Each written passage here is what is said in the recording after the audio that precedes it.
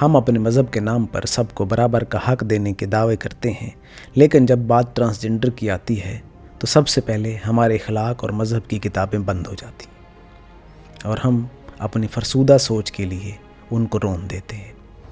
یہ ویڈیو ایک خوش آمدی یا نرم لہجے میں نہیں ہے، بلکہ اس میں وہ تلخ حقیقت بیان ہوگی جو ہم سب دیکھتے ہیں مگر چھپاتے ہیں۔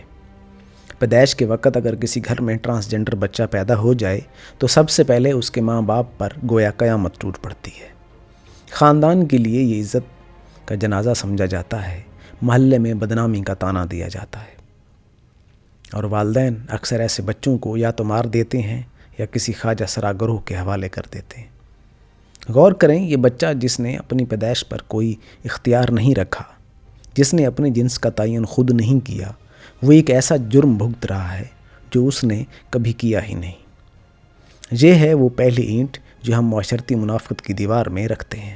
یہی بچہ جب بڑا ہوتا ہے تو معاشرہ اسے نہ اسکول میں قبول کرتا ہے، نہ محلے میں، ٹیچر اس کا مذاق اڑاتے ہیں، بچے اس کو گالی دیتے ہیں، اور والدین شرمندگی کے ڈر سے ان کو تعلیم سے محروم کر دیتے ہیں۔ نتیجہ یہ ہے کہ یہ طبقہ تعلیم، شعور اور روزگار سے محروم رہ جاتا ہے۔